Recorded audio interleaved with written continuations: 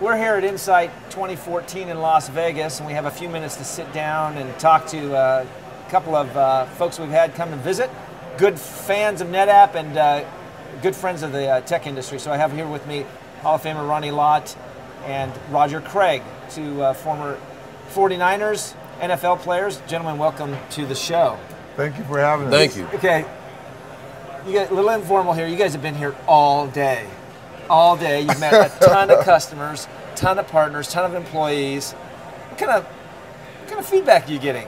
The feedback I'm getting is that people are excited, they're enthused about being here. I think the best part is that you're also seeing the excitement of understanding that, man, the world is evolving, and as long as the world's evolving and changing and people are excited, and plus the fact that, hey man, they're having a great time. And I think not only they're having a great time, I think all of it has led to a really fascinating day, and it's been exciting for us. We've been at this since early this morning. And last night. And last night, so it's been great. It has. And thank God I run marathons, because I have this endurance here, man. I need the endurance to get through it. But no, the fans, the people here have been awesome.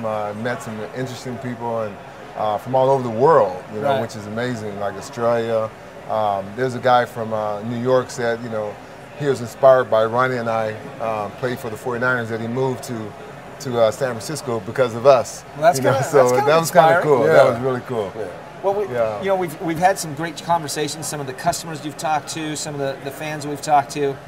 We've talked about technology. We've talked about the changes. You know, NetApp sees itself as a company that's really focused on culture. It's one of its competitive advantages, that it really focuses on doing business a different way. Is that something that you guys have actually seen? Because you've engaged with NetApp on a couple of occasions. Have you seen that happening? Yeah, I think what's interesting to me is that when you talk about culture and you talk about an advantage, that's really exactly what we see. And I think one of the great things is being champions ourselves and understanding culture and understanding what it's like to really make sure that it's all about everyone else, not yourself. Right. That you find yourself believing in the culture and believing in the ideology of what it's like to win. And so they're winning. We're accustomed to winning. Right. So we were able, I've been seeing it a lot. Yeah, I feel the same way with Ronnie. You know, I mean, you know, the culture is definitely a winning culture here, and the people here, they understand about team, and you know, coming together with all your customers. I mean, that's the whole issue for why we're here, is that to bring that closeness and that unity together. You know, so I think it's awesome. Is it safe to say that part of your success playing for so many years and winning for so many times, that it was culture for you guys too? That it was a culture of winning, of togetherness, that playing with the 49ers the way you did? Well, it was buying into the system. You know, I mean, you have to have a system, a platform that everybody have a platform, whether it's corporate, whether it's team, franchises. You know, you have to buy into the system. So I think people here are bought into NetApp system and the way you do things, and you're going to have success. And it seemed like you guys are really prospering well. Neither one of you are originally from the San Francisco Bay Area, but now you both call San Francisco area home. Right? Ronnie, you just had an article on Forbes talking about a culture of innovation when it comes to giving. Talk to us a little bit about kind of what your thoughts were about that, because everybody associates Silicon Valley with technology, but you had a totally different angle on that. Yeah, I think the angle is that you're finding that people are innovating around the idea of what they can do for others. And when you think about the culture of life, that's what you have to do, is you have to serve others. And one of the great things is that as you innovate, a lot of times you find yourself looking at the things that you need to do each and every day, and you don't have an opportunity to expand beyond that. And yet I think what's happening now is that companies that have innovated, they realize that they've been able to do what they've been able to do. Now they see themselves trying to innovate in other aspects of the culture of their organization.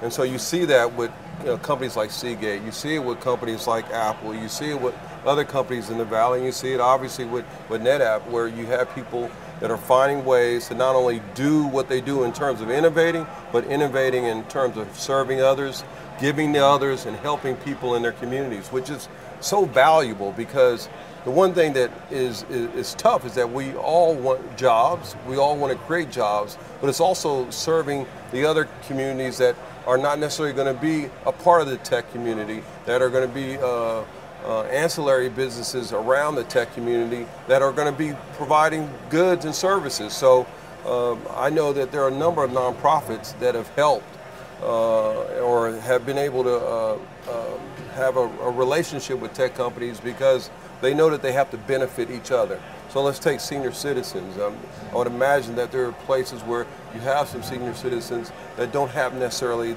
the opportunity to get in the workforce. So maybe they're taught a certain skill that they haven't been able to have early. And so I'm probably one of those guys that would be in that category because early on in my life, I didn't see a lot of the things that we're seeing today. So I'm trying to catch up. But you're finding that the nonprofit world are being able to provide those type of services and skill sets that people can be a part of this community and prosper, and vice versa. You're seeing tech companies that are appreciating the nonprofit world and learning how to give.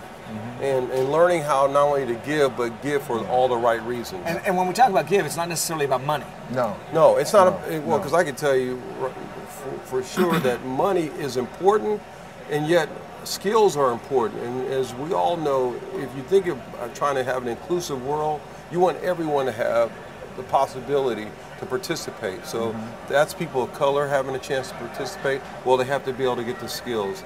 You have to find yourself innovating around those subject matters, and I think that we're seeing that around the Valley. A lot of people have said that that's not necessarily the case, but I think people are trying to set examples, and I saw today where Tim Cook had made a great statement about what he wants to do with Apple, and so you're finding people that are carving out paths to make sure that everybody is participating in the technology world. I like what he did for the school system for the computers. Teaching kids how to work the computers and things like that. His All-Star helping kids, trying to create that for them. Mentioning All-Stars helping kids, this is its 25th anniversary, isn't it? Yes. Yes. It's 25 years. I think what's great about looking back is that we kind of grew up with Silicon Valley. We kind of was able to partner with firms like NASDAQ, where NASDAQ would introduce us to CEOs and allowing us to speak on behalf of what All-Stars could do in the community. We saw HP doing some great work with Eastside Prep, where they were able to not only come into the community of Eastside Palo Alto, but they were able to provide skills and technical capabilities of allowing guys to have interns at HP.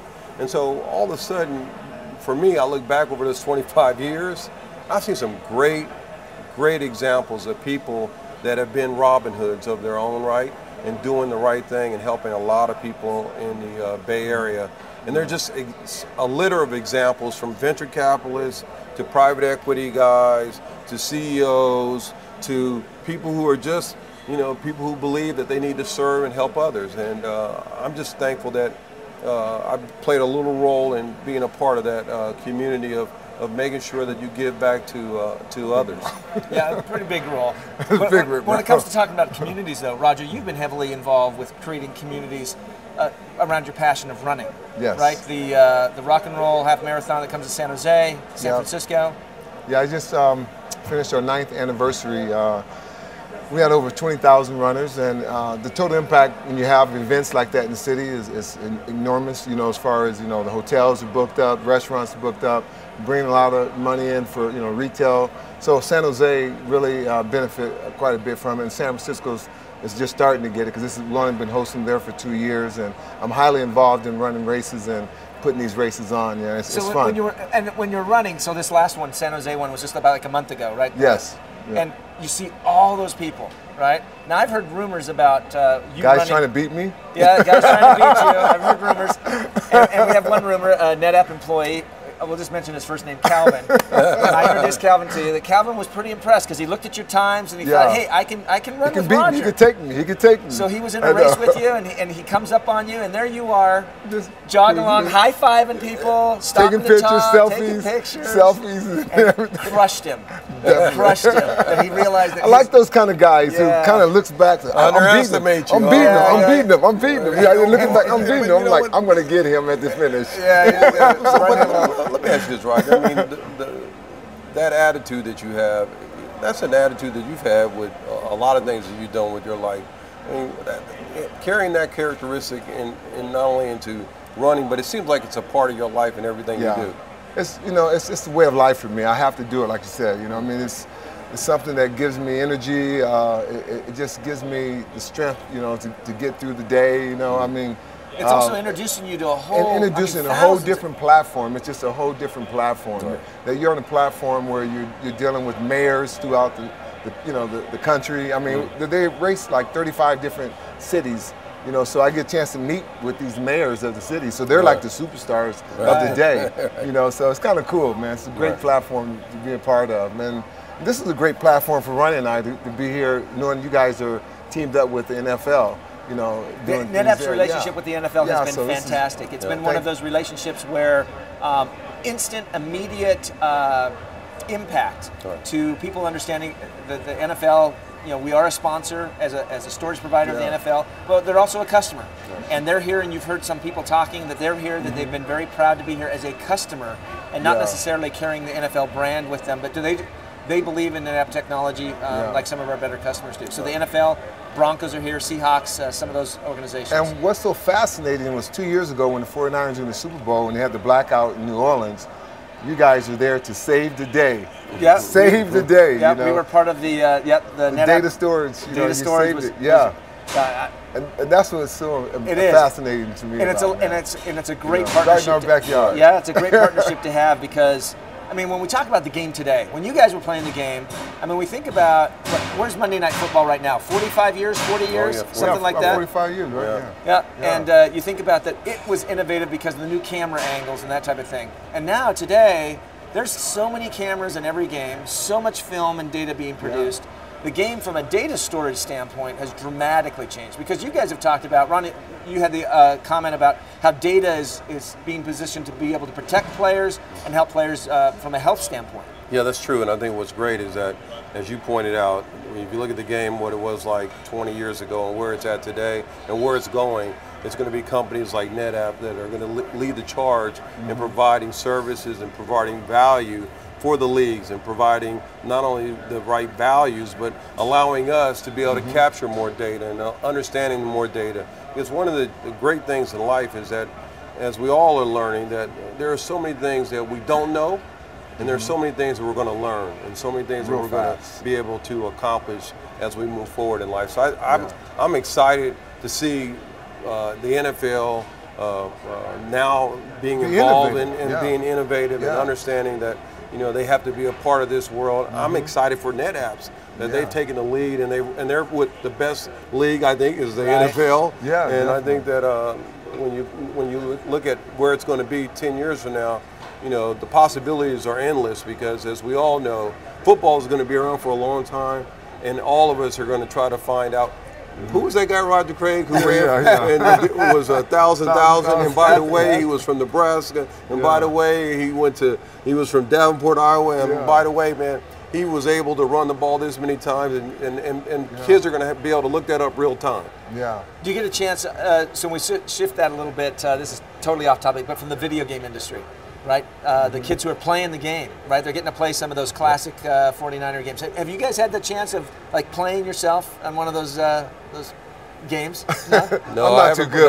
My eye-hand coordination is not good. Not for that? They're quick. That's a younger generation of players. Yeah, they crush me. A younger generation of players. My son's destroying me on this game. I like the vibrating machine. With the electric ones. I like the vibrating chair, machine. The electric football game. The electric ones, That's right. That vibrates. That's the type of game you guys that's what we grew up on. That's right. And you guys still are passionate about the game, right? Oh yeah, definitely. The game is, it's still a great, it's the best reality TV out there. I mean, we talk about it, right? Why do you watch the game? It is the best reality TV out there. Yeah, because you don't know, and you don't really appreciate it. We saw some games this past weekend that were phenomenal games, and the reason why is that everybody has an extraordinary moment. They can innovate. You know, they can innovate, and they can innovate in the moment. Roger did it a number of times, innovating in the moment. I mean, I've met so many folks here who said, "What about the high knees that he would, you know?" Right. Well, the high knees was a part of the signature of who he was, and so all of a sudden you think about that, and you think about innovating, and that's an art. That's the thing that you see in what we're seeing now with the current 49ers. Yeah. Is we're seeing guys innovating. We're seeing Vernon Davis, who's one of the fastest tight ends, catching more balls than ever. You're seeing Kaepernick, who's now one of the prolific runners in the game. You're seeing the 49er defense being one of the best of all time, and tackling and doing it the right way, and not penalizing themselves. So you're seeing a lot of innovations with the game each and every day, and that's what I look for. I look for those moments with players that do that each and every time. And this guy here, you know, he played 3 different positions on defense. You know that. Strong safety, free safety, and cornerback. Right. All 3 made positions. An impact on all those positions, right from the get-go, right? From the get-go. Yeah. From the get-go. Not sitting on the bench, learn from somebody else ahead of I've been on the bench with you a couple of times playing basketball, so you already know what it's like to be on the bench. I played the basketball with you. So the story is, my introduction to Ronnie Lott was steal a pass, fast break.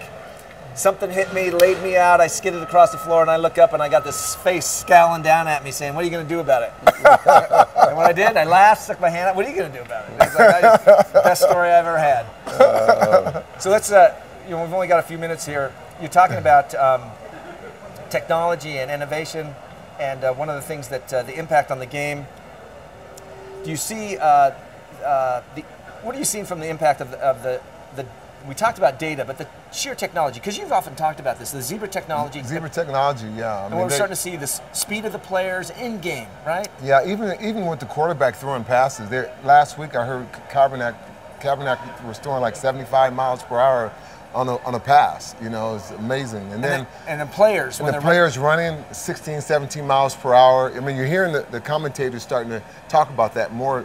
I mean, they're slipping it in every week. It's getting more and more. You're going to hear about it. Okay. Yeah. Great. So I got to say thank you, gentlemen. You've worked hard this last couple of days. But it's been fun. It has been fun. Man. You have met a lot of people, a lot of fans. So many great people. A lot of NetApp fans. We certainly appreciate the support that you provided to our organization, and NetApp are big fans of the contribution that you made. You know, your years in the league, but also the contribution you continue to make in the community that we share. So thank you very much for being with us. Thanks for having us. Thank you for having us, man. It's been First class organization right here. Yeah, thank you very much. Here, baby. This has been NetApp. We've been at NetApp Insight 2014 here in Las Vegas. My guests have been Ronnie Lott and Roger Craig. Hopefully you've enjoyed a few of the conversations we've had and their insights into data, technology, and the game of football. Thanks for watching.